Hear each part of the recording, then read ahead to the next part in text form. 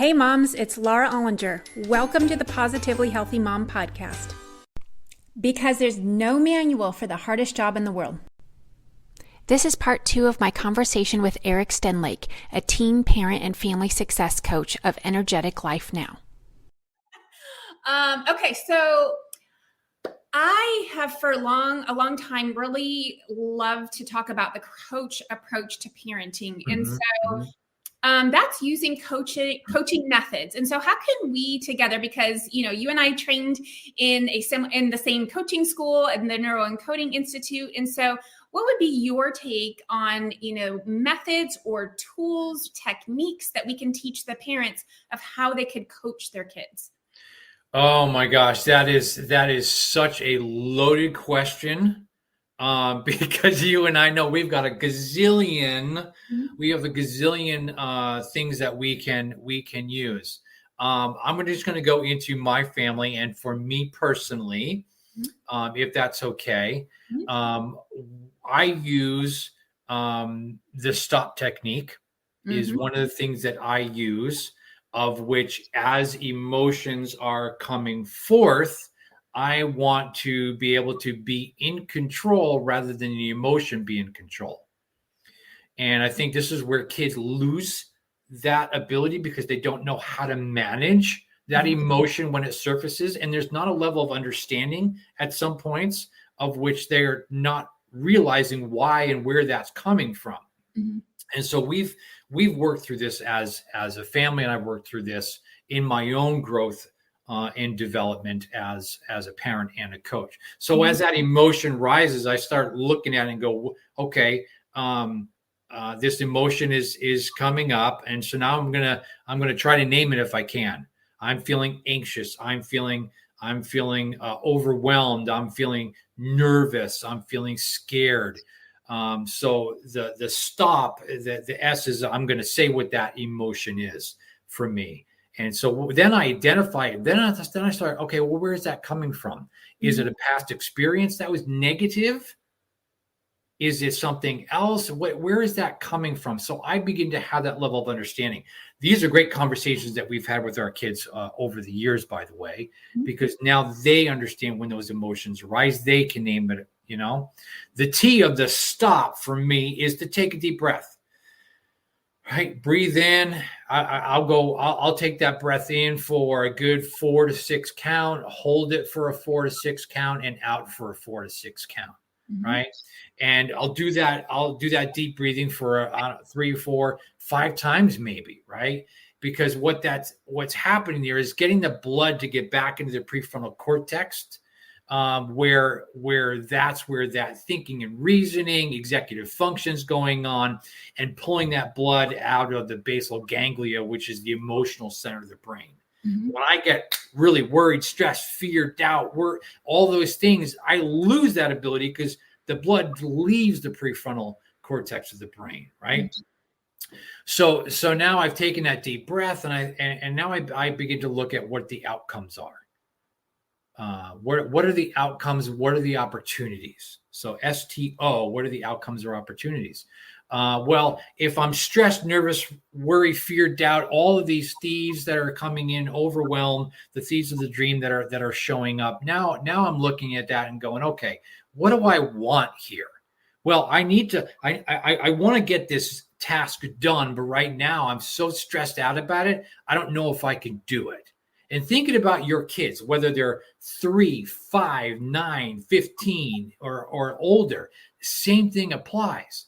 A 3-year-old's not going to be able to verbalize what they want and thinking about, well, I want to do this. So now I'm going to help and lead and guide them with those questioning. What do you want there? Would you like to do this or would you like to do this? Getting them in the habit of making executive functioning decisions is absolute gold because they're going to learn how to do that at an early age. And then sooner than later, they're not going to need you, which is fabulous. And let me explain why. They're taking on that role and responsibility of leadership of self, not being in a stage or place of dependency on you as a parent to make all the decisions for them. And that is a beautiful place. Now, once you get to that place of that understanding of what the opportunity is there, now we just simply get to the P, which is the praise. And so I teach my kids, pat yourself on the back, right? Whether you do it physically, I want them to do that, but they're like, you're so dumb, Dad. You're so dumb. You don't have to reach around and pat yourself in the back, right? I don't know if your kids are going to say the same thing. Right? But they're like, Dad, I'm not going to do that, right? That's okay. Do it visually in your head. Visualize yourself patting yourself on the back, because that's that praise. Mm-hmm. Or maybe it's a praise phrase that they're going to say. Like, I can still hear my grandfather in my head saying, great job, way to go, champ. Because he used to call me champ. And so I'll say that in my head, way to go, champ. And that's my pat on the back. Mm-hmm. Right. Another thing is, as those emotions come up, and I'm going to name it, then another thing I do with that is I ask myself, is it true? Right. And so that is a beautiful thing to do. And so I just taught you the neuroencoding technique for the stop technique. And there's a great book here. I think this is backwards, but it's Conquer Your Negative Thoughts by Dr. Daniel Amen. And he's one of our master coaches. Mm-hmm. And this is all on the ants, the automatic negative thoughts. Mm-hmm. And so if those automatic negative thoughts are popping up, I want to ask myself, is that thought true? Meaning is, I hate this. Why do I have to do this? I hate that. Or I'm never going to be able to do that. Or this, I'm always this, or you're always that. Is that really true? Because in there, it explains all the different ants. And I need to have that awareness and understanding. Is it always like that? Or was this an isolated incident? Mm-hmm. Mm-hmm. Right? And so having that understanding of that is really, really critical for the kids in their decision-making process, and for us as well. So when I teach people that, or when we teach people this, mm-hmm. In these tools and techniques, they're set up in a way of which there's ownership happening mm-hmm. in how I'm thinking and I'm feeling. And when I can continually align the head brain and the heart brain on this, then the action that I take is going to be aligned for success, mm-hmm. because I've learned how to navigate through those situations of that emotional connection or what I'm thinking, mm-hmm. and challenging the validity of those thoughts. And that has really, really served myself and our family well. Mm-hmm. Well, thank you for sharing that. And so let's review it one more time. So the S is for saying what the emotion is.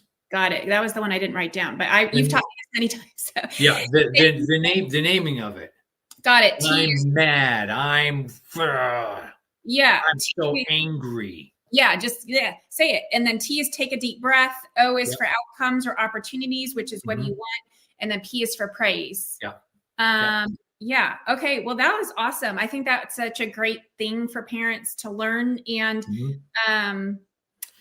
The other thing I wanted to bring up is, kind of explain how coaching even works. So what mm-hmm. coaching really is a series of questions that you ask whoever you're coaching, and in this case, it's your kids, to help them come up with their own solutions or their own answers to things. Yep. And a lot of times where I think that could go wrong is the parents are trying to run their own agenda and the teenager has their own agenda. So the parent is trying to ask a question or tell the teenager, you need to do this, you need to do this, you need to do this. However, it's not allowing the teenager to come to their own conclusion, their own solution, their own result. And so the thing is that parents have a hard time, I think, respecting what the teenager wants and realizing that we don't really have that much of a say in what our teenager is doing. We can, like you're saying, guide them, coach them, support them. But at the end of the day, the teenager has to be the one to make the choice we can't, as we all know, we cannot force our kids to do anything once they're big, right? Like when they're little, Yeah, 100%. right? 100%. But when they're bigger, we can't force them unless it's through some type of threat or coercion, which is terrible parenting. So don't do that. Yeah. So I think it comes down, and I've noticed this over the years with my own kids, is coming from a place of authenticity in the heart. I can ask the questions and lead in the place that I know that they should go, right? But not from a manipulative standpoint. Exactly. That's the if nuance. if it's coming from that that place of authenticity, then that really shows when in those conversations with the kids, right? And so it's if something's going on, well, what would you like to do? How would you like to handle this? Is what I always ask them. And I am hoping that they'll come up with an answer, and I'll say, you know what, that's great, you can do this. I have a couple ideas. Are you open to hearing them? Or is it okay if I share them with you? There are times of which they will say, yeah, sure, go ahead. And there's times of which they flat out say no. Right. That's not easy, because I'm looking at my options going, that's the one they need to choose. Yes. Right. And so I'm going to go, okay, great. Do you want to try that? Go do that. And, I'll check back with you and see, what the outcome was. Did you get what you wanted? So when you're looking at that stop technique, what's the outcome of opportunities? Did you get there? If it worked, fantastic. That's your way of doing it. That's great. Now I've learned something about you as a child. And so I know how to better serve you from the parent or coach perspective in the future. If it didn't work out, now I'm going to say, okay, well, can I share some ideas with you?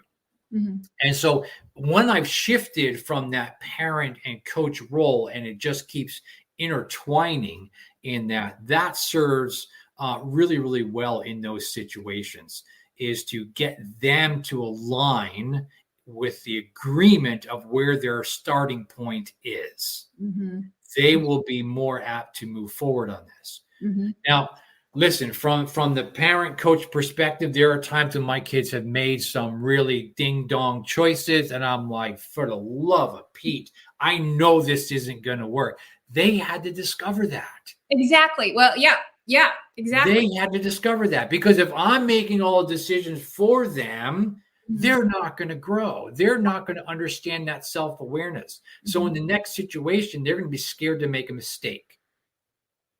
Whereas I say, you know what? Don't worry about it. It didn't work out. It's no big deal. And they're like, well, aren't I going to get in trouble? No. Right? So let me give you a couple of examples. My daughter was in middle school. She didn't get up in time to make her lunch, because I'm not making lunch. I'm not going to go to school and eat it with her. So it's your lunch. If you want to take lunch, you make your lunch and go. Right? And she walked out the door, because in middle school, she would spend an hour or so with her hair in the morning, because it's such a social place of which you have to look absolutely perfect in middle school. High schools, soccer hair don't care, and she can just throw it up in a bun and go. And she walked out the door, and I said, well, there's going to be consequences for you not having a lunch today. She went out the door. She came back in after school. How was school today? Oh, it was so terrible. And she just bust out crying. And I said, well, and she, why? She's like, I'm so hungry. I couldn't concentrate. I did it. And all because it was all based around not having proper nutrition for herself, feeding her brain and her body fuel to navigate through her day. And then she said, what's my consequence? I said, what are you talking about? She said, you said there was going to be consequences. Am I grounded? Do I have to give you my phone? And I said, oh, you thought you were in trouble for this? I said, what were your natural consequences today? Right. I fell asleep. I did this. I couldn't concentrate. So in other words, you just wasted a whole day at school. Now you are going to have to go back and review all of this work. Do you understand the importance of having yourself properly, proper nutrition and hydration for your day? Mm-hmm. Then she's got to admit, yeah, Dad, you're right. Mm-hmm. Great. Now I'm assuming that you're starving right now. Yes, let's go in the kitchen and make something to eat. Mm-hmm. Mm-hmm. So now she learned that lesson, and now I'm going to wrap my arms of love around her, if you will, mm-hmm. give her food to get her through until dinner. And that was a learning experience that she had to go through for herself. I could have thrown stuff together, taken it down to the school, left it in the office, texted her, your lunch is in the office. But what is she going to learn from that? She's not. Mm-hmm. So even though in these situations, parents, it might be tough, and you're like, well, my precious has to eat today. Well, yeah, they do, and they're going to eat eventually. Mm-hmm. But what lesson are they going to pick up? A life lesson, not your lesson, a life lesson for them, mm-hmm. which is key on that.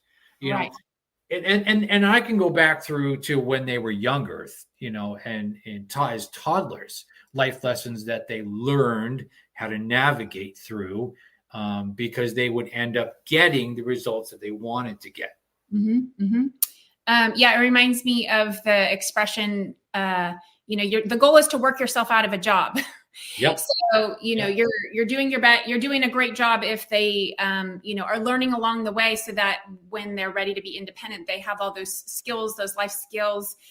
The other thing that I like to kind of share with parents is, that same kind of line of natural consequences, but mm-hmm. it doesn't always work the first time. Right. Yeah. So what you just said was your daughter, maybe the very next day, she's like on it, she's making her lunch, but mm-hmm. sometimes it takes a long time. And the key is to kind of like keep some patience going for the situation. So, 100%. It might be an example of, I have a friend whose daughter was a senior last year, and she was staying up so late doing her homework. And my friend would always say, you need to go to bed. Why aren't you going to bed? It's getting so late. You're going to be so tired tomorrow. And it just kept going and going and going. And so I suggested, well, what if you just asked her a question instead? And she's like, okay, mm-hmm. what do I ask her? And I said, you could be a couple things, but you could say, what is your plan for this evening? Mm-hmm. What is your plan for finishing your homework? Or what is your idea for when you'd like to get to bed? Right. And that forced the daughter to come up with a solution, because it's almost like the daughter was just on autopilot. All the daughter knew was that she had to do her homework. And then she just didn't finish until 2 a.m. and she was tired the next day. Mm-hmm. And so I asked the question, what is your plan for this evening, getting your homework done? And what is your goal for getting to bed? It forced the daughter to then think of her own solution, and then also verbalize, oh, well, I have this, this, and this. It's going to take a long time, but I think if I do it, I can get to bed by midnight, right? But it it took time, right? Like this wasn't just an overnight, no pun intended, like an overnight solution. Yeah. It just took a little time in it, and it took the daughter realizing, wow, I really am tired, but it took time. And so that's the other kind of part of it, is just to, they'll figure it out. Like when they're falling asleep in class, they think, gosh, what can I do to not feel this way, not feel so exhausted? And then they're like, oh, it's because my mom keeps asking me when I'm going to go to bed. Maybe I need to have a better answer for that. Right. And then they figure it out. Sure. Yeah. Because really after the 30th time that you say, you're going to be tired tomorrow, you don't do it. They're not hearing it. Right. They're not hearing it. It's going right past them, because they've heard that. Mm-hmm. When you come authentically into that space of support, what does your night look like? Is there anything I can do for you? Mm-hmm. Is there anything that you need? Right.